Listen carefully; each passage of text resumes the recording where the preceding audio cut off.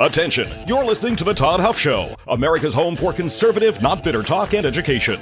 Be advised, the content of this program has been documented to prevent and even cure liberalism, and listening may cause you to lean to the right.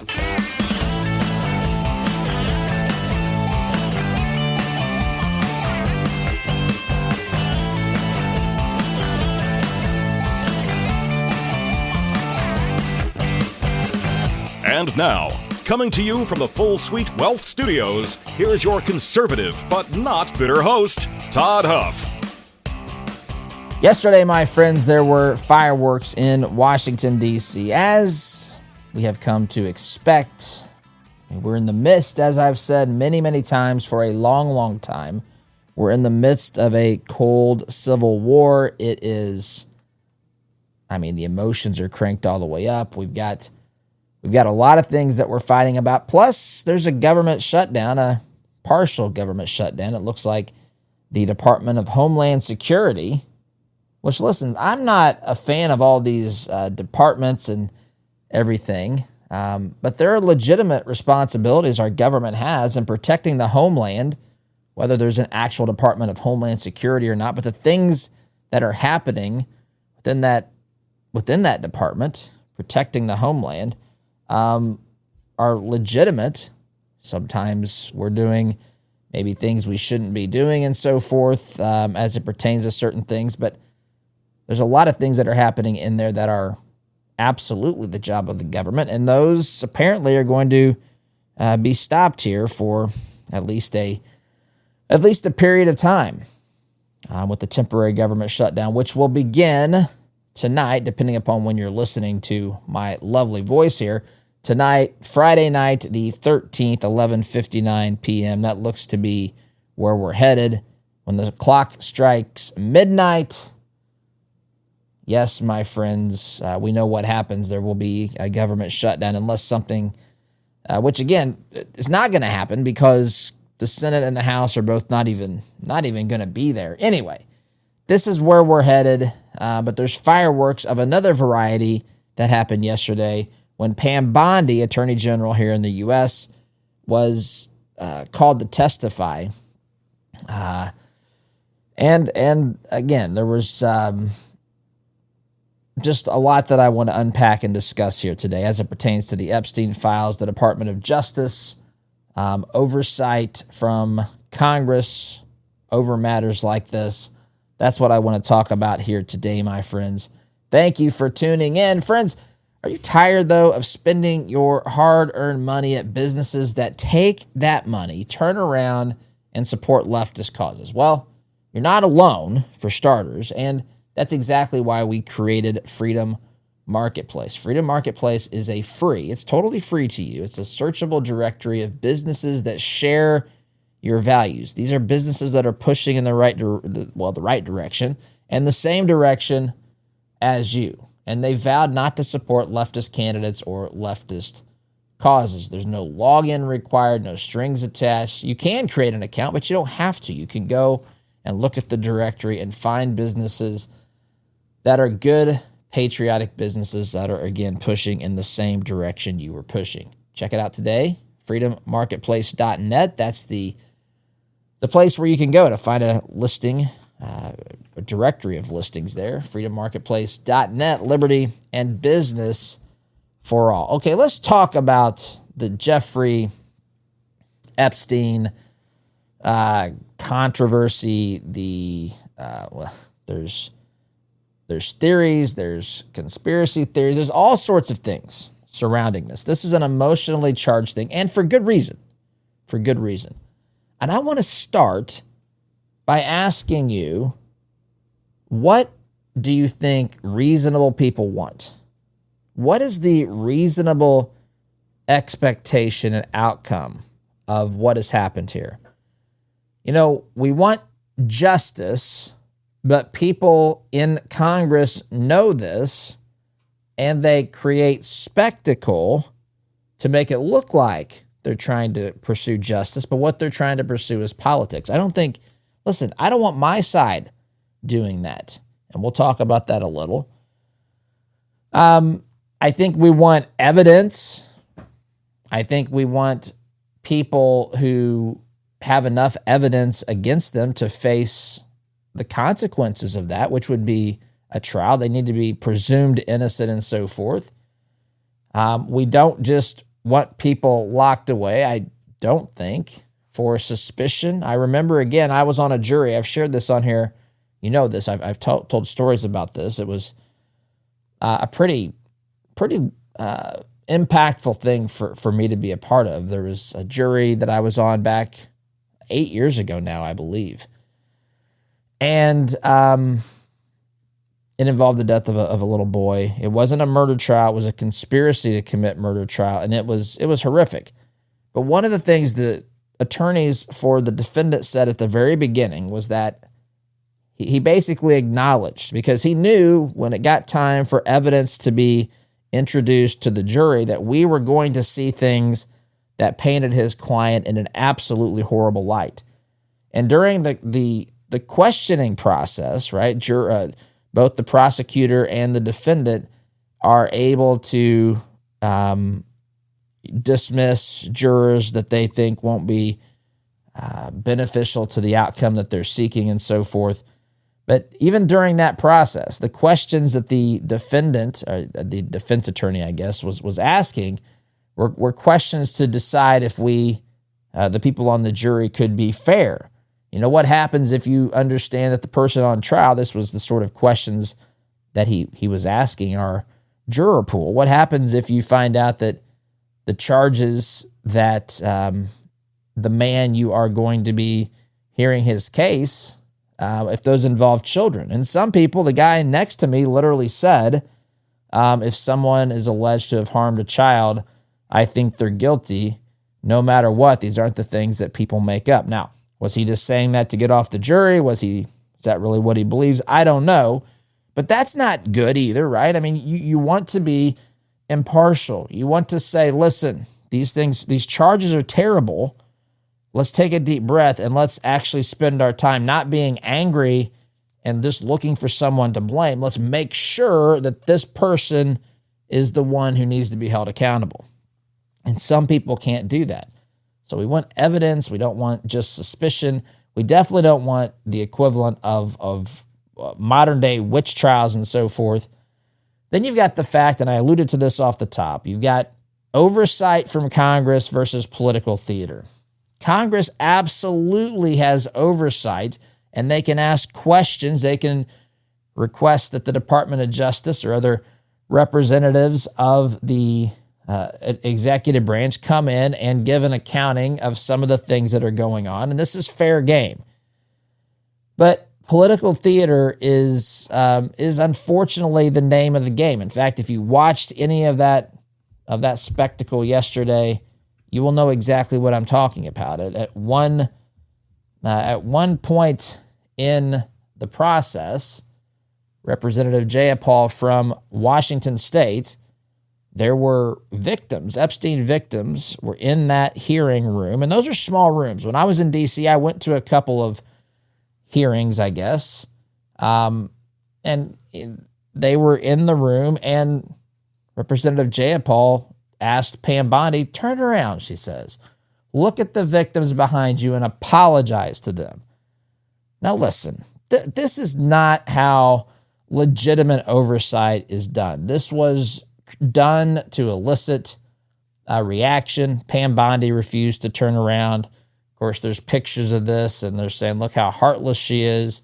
But this is political theater. This is manipulation. This is the intention of going out to try to score political points. And that's not what we want. Either side of this. And then, of course, we want transparency without violating the due process rights of others. When it comes to releasing these files, what does that even mean? I don't know. I don't know what is going on here.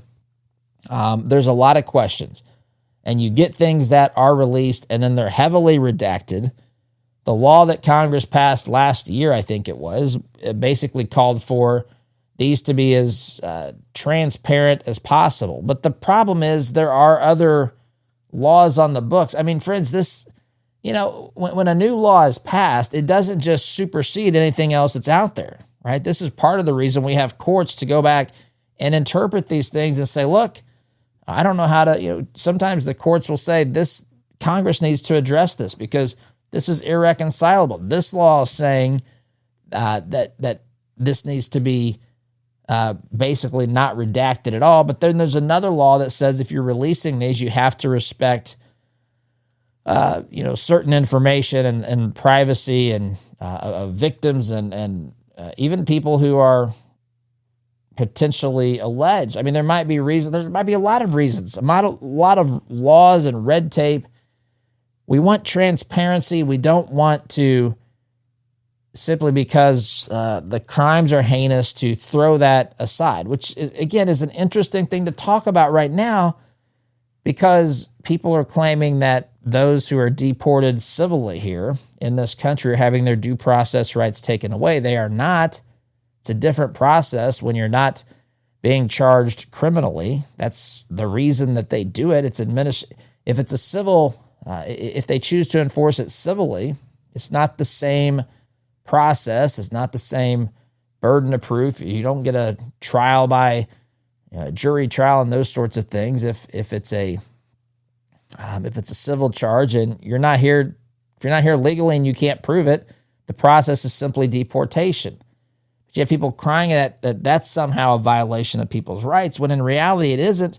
And then you've got people who want to see the alleged people here who committed these heinous acts. Of course, I want justice, but I don't want to throw out the legal process, whatever it is, even the part of the process I think that's stupid, which maybe there are some, I don't think constitutionally stupid. I mean, some of the things that have happened over the course of time with legislation. Maybe there's, again, conflicting or irreconcilable sorts of situations where one law says to release this, the other says you can't. What do you do? Right? And it's just a mess. So we want justice. We want there to be evidence. We want people to be held accountable. We want there to be oversight, even if our party's the one being overseen. That's the way that this works, and it has to work that way. And we want transparency, and we want due process. But justice for the victims, to me, is paramount. And we want real accountability for anyone who knowingly participated in the evil and wicked things that were being done, allegedly, by Jeffrey Epstein, Ghislaine Maxwell. And again, there's other people who are that they facilitated to engage in these illegal, evil, wicked acts. And we want accountability for those folks, for everyone.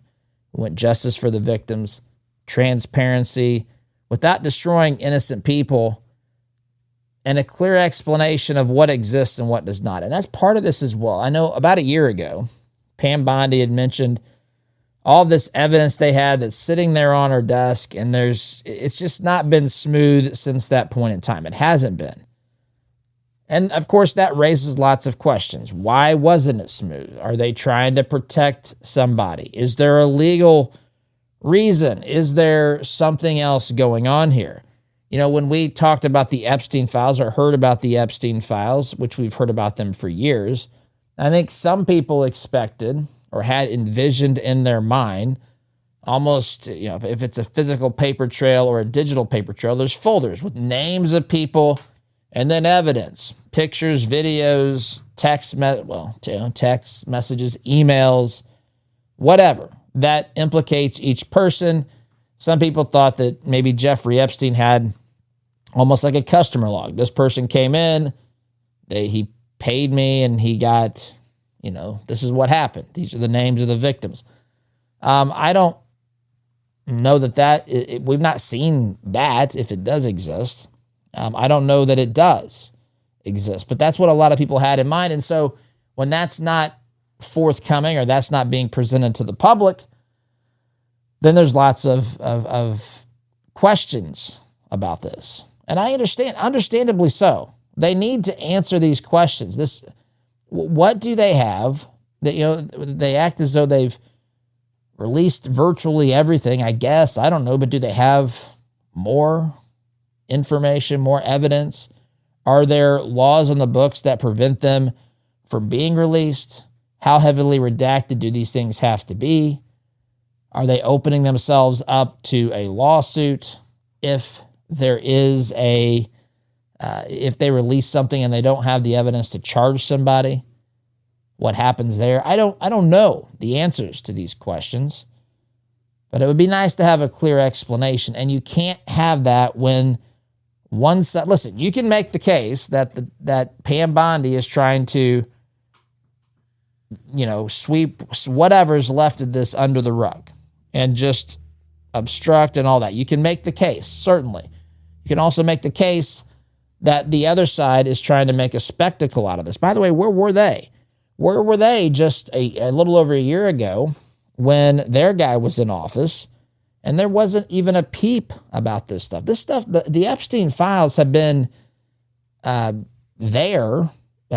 been, in the record for a long time, in our government's control, whatever they were. Why wasn't there pressure then? Why does it only matter now? And you don't have to have much insight and wisdom to realize the reason for that is that they didn't want to hold the other administration accountable. They wanted to make a political spectacle over this. It's not real. The outrage that these leftist politicians have, most of them, I can't speak person by person, but it's less to me, in my estimation, about the things I talked about off the top. It's less about justice to them, and it's more about political opportunity. It's more about imposing damage upon your political opponent. And that's the sad state of affairs that we're in this country today. When something like this happens, the first question is, well, how can I use that to benefit my message, my name, my party, my fundraising efforts, and how can I use that to harm my political opposition? How can I do that? And when that is the lens through which they view the world, what we have is what we saw yesterday in Washington, D.C. I might play a couple of the sound bites. It's just absolutely, every institution has been corrupted. Again, not by the way that it was set up by our founders, but by people who don't have any business being there, by people who don't have enough integrity and character to do the right thing, about not enough people who seek the things that we talked about here off the top instead of personal and political gain. But that's what happens. So Epstein clearly committed crimes. Ghislaine Maxwell has been convicted. There's been large amounts of documents that have been released. Emails, communications between Epstein and some high-profile individuals. There's not been a new wave of any prosecutions, and maybe there's not enough evidence. Listen, I don't like to say that because, again, I seek justice. I seek justice for the victims. But is there enough? Is there enough to actually prosecute and get convictions? I don't know. And the thing is, I'm skeptical of everybody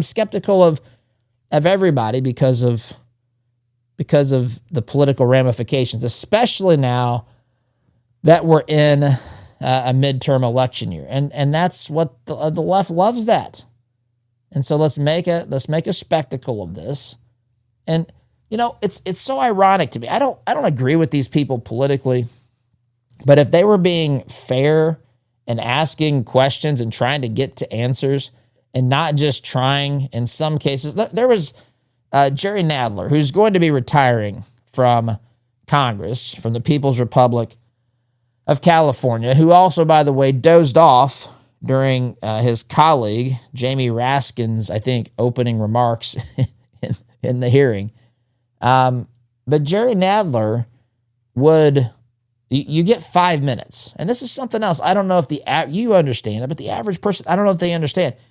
Every person gets 5 minutes. So if you're a person there like Pam Bondi, somebody gets 5 minutes to question you and you get to respond, but it's got to be within that 5-minute window. And so there's a game being played with that fact, Jerry Nadler would spend about 4 minutes, it was said. I didn't watch all of this, but it's been reported that Jerry Nadler was using 4 of his 5 minutes to basically launch into a tirade and then not give Pam Bondi a chance to respond. Then you get to the end of the period of time and it goes to the next. Usually it goes from Republican to Democrat and vice versa. So you don't ever really get a chance. Sometimes the person whose time is next will allow you to respond to the questions. But this is all a game. It's all designed, and it's sad.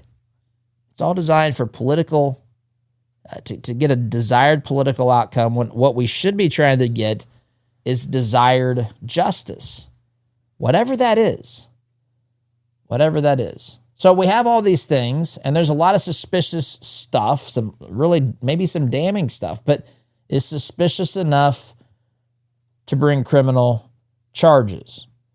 By the way, being in contact with Jeffrey Epstein is not proof of knowledge of trafficking, is not proof that another person, and this would involve people from, again, both sides, whether they're named Bill Clinton, Donald Trump, or anybody else, just because they knew Epstein, they had a picture with him, just because they went to fundraising dinners with him, they may not have known any of this. They may have been in the center of all of this. We have no way of knowing without evidence. Does it exist? Is it being withheld? Has it been redacted? What's going on?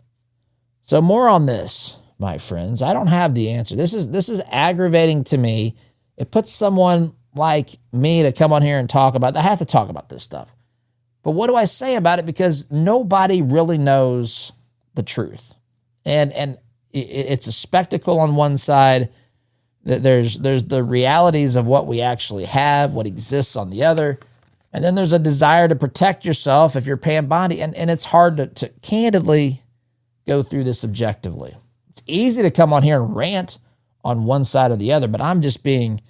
I'm being transparent with you on this because it's mind-boggling to me. Friends, maybe you've reached that stage where managing your money feels more like juggling more than just numbers. You've got tax planning, estate work, investment choices, a whole lot more. That's when family office services can really make a difference. Full Suite Wealth brings all those pieces together into one cohesive strategy. Their family office services gives you access to a coordinated team with advanced option strategies, private equity, private credit, and legal expertise, all those things under one roof. It's about simplifying your financial life, planning for the future, and making sure your legacy stays strong for generations. If you're ready for the next level of support, head on over to fullsuitewealth.com. That's fullsuitewealth.com. Build your legacy, secure your future. Time out, my friends. Back in a minute.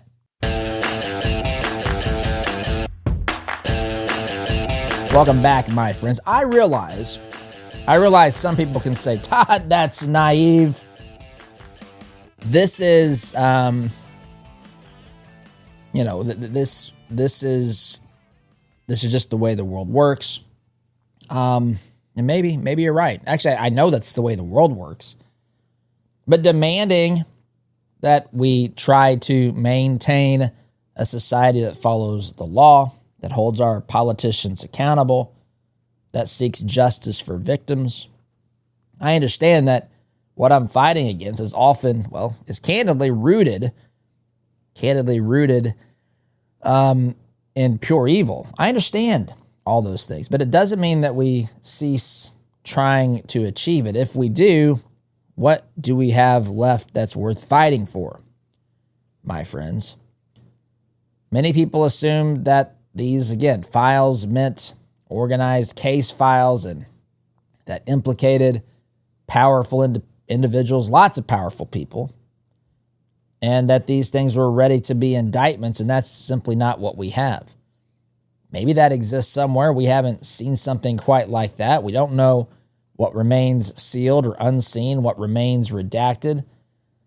We don't know what was investigated and closed. Are there other files that are separately held? I mean, anything is possible. And even your answer to that, if you say, yeah, there's other files in other places that aren't in this batch, you can say, okay, the cynic would say that's intentional, trying to protect people, and that's absolutely a legitimate possibility. Another person would say, well, it wasn't intentional. These people are just inept. And just like in the days leading up to 9/11, the CIA and the FBI had no idea what each other knew. And that was part of the reason some of these terrorists that ended up hijacking planes and crashing them into buildings in the Pentagon and out in Shanksville, Pennsylvania, nose first into the ground, those people may have potentially been identified if the government was better at being agile and good at communicating between departments and things like that, between agencies. So I don't know. I don't know any of these things. None of us do. We don't know what was what legal thresholds have been met. We don't know if there's other things out there. We don't know if what we're being told is a carefully orchestrated narrative designed to protect powerful people, if it's just simply the reality of what was in there. It may be damning, but it's not potentially enough to indict and try to seek a conviction. I don't know. I don't know. But do we want prosecutions simply based on anger? Do we want prosecutions based on evidence? I mean, I know a lot of times it makes us maybe feel good. Again, I want justice. I want justice for these victims. But what happens if they charge a case simply, because of pressure, but there's not enough evidence? The case gets dropped. They lose the case. What happens then? And then the other side of the coin can be the same thing. What happens if they never charge anyone? We know what we have there because that's where this anger comes from. We've got victims. We've got people who are already, Jeffrey Epstein, of course, is dead. Although that's something that's in the Epstein files too. Someone shared that with me the other day. Someone who's apparently in there saying that he was in jail and saw Jeffrey Epstein walk out. Listen, I'm not even getting, I don't even know. My point is, this is all over the place. This is all over the place. There is a lot of tension. And I don't know that we're ever going to get what we desire. I don't. And I'm an optimistic guy. I love this country. I know that I understand what human nature is, what it is, and that the government is inept too. So I don't know where this ends. I don't know that anybody's ever, as much as I don't like to say this, I don't know that anybody's ever going to pay for what was happened to these young girls, these victims. What I do know is this. I do know that the Democrats in Congress, the Dramocrats, want to put on a spectacle. I do know that they want a political show. And I know that in general that the Republicans want this to go away now that they're in political power. But again, I'm going to be consistently fair here. That's one thing we have learned to not count on from many people in Congress, very much people on the left in Congress. Because again, they didn't care about this until metaphorically 5 minutes ago when they realized that they had a political winner to blame Trump, to make all these allegations that Trump's in here, in the Epstein files, and not just in there by association. They never even take the time to explain that as I did. They don't want you to have any nuance or context. They just want you to hear Trump's in the files because they know what mental image that creates. They know that makes you think he's guilty of one of these crimes. And there's no evidence of that. There's no evidence of that. Yes, there's communications with him in the file like there is with a lot of people, but there's no evidence that anything happened with Trump. In fact, there's actually evidence.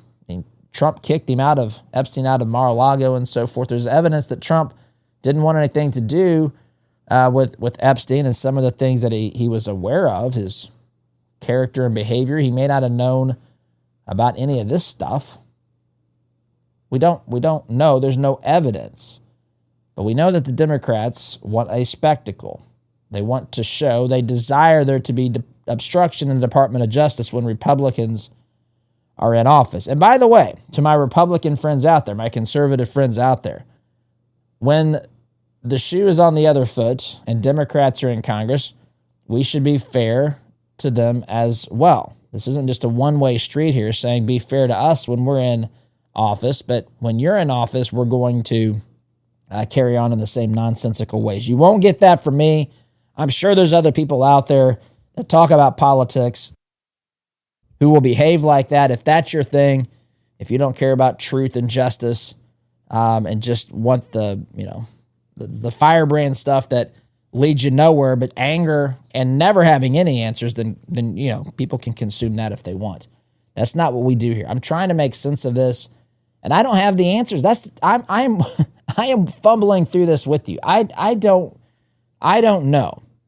Democrats want the show. They want to show obstruction. They want to make the Department of Justice, the Trump administration, look bad.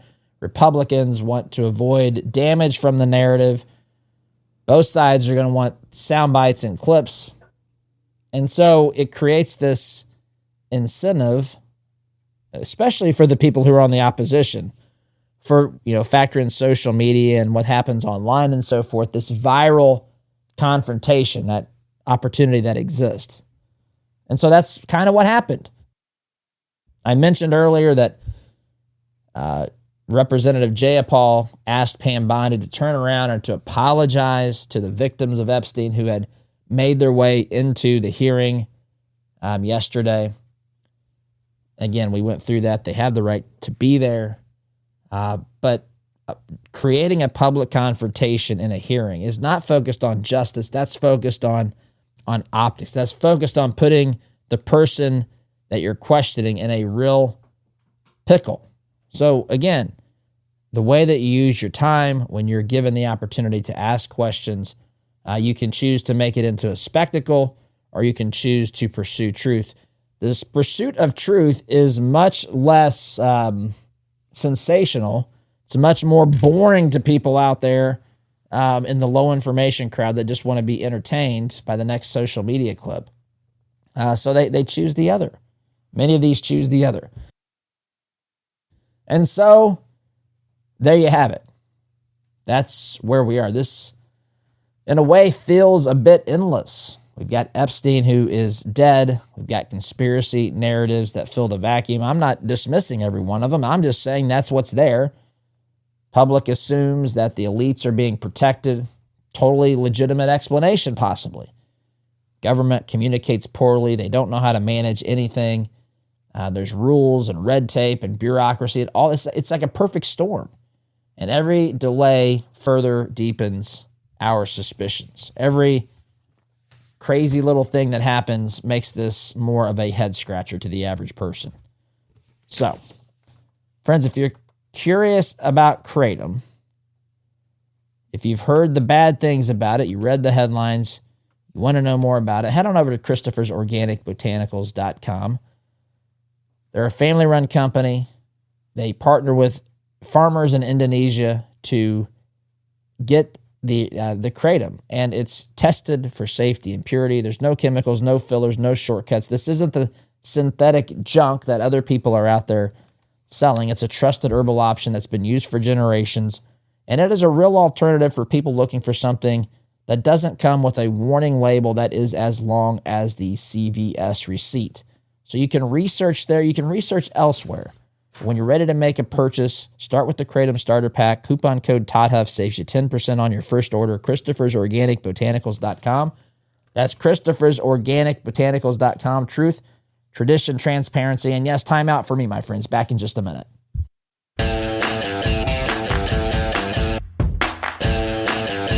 Final segment here of the week, my friends. I'm going to just play you a couple of things here to give you a flavor of this hearing.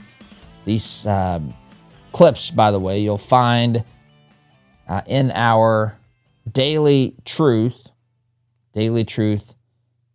summary of the program, which goes out by email. There's more links to articles here. We dig a little bit deeper to get into things sometimes that I can't talk about on the show for time purposes. You can sign up for that at ToddHuffShow.com. It's totally free. And I hope that you do that. We're doing more stuff with the inner circle, my friends. So, Okay. Yeah, we'll get to that in a moment, my friends. One more thing. One more bit of little reminder here before I get back to as much of this as I can in the time we have remaining. There's a lot of companies out there that simply don't share our Christian values.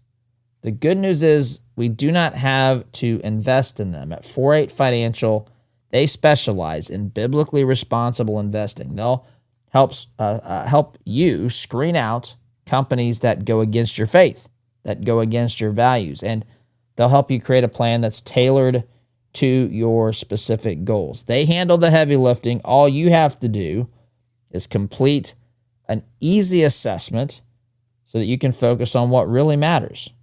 So if you want to see if your current investments or to what degree they align with your values, take the simple assessment at 48financial.com/Todd. That's 48financial.com/Todd.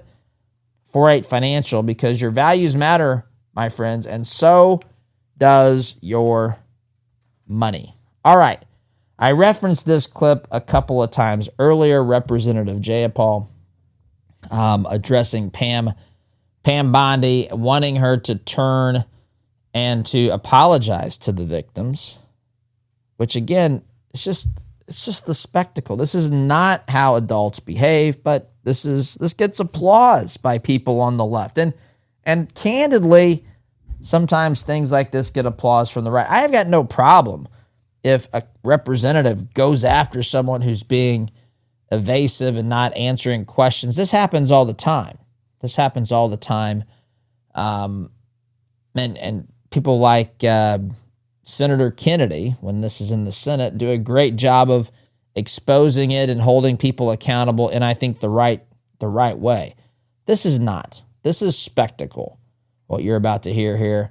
And not only that, it's worth noting that, remember, the main complaint against Pam Bondi and Kash Patel and the administration here is that they haven't released the Epstein files. They've covered up something. Now, if you listen to what Representative Jayapal is saying, she's saying that they've released too much information that's harmed the victims further.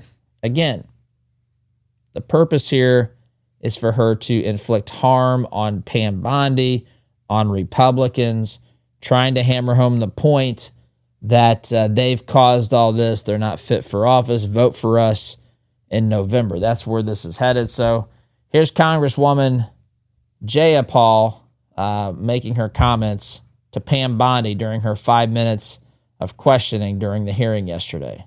Attorney General Bondi, you apologized to the survivors in your opening statement for what they went through at the hands of Jeffrey Epstein.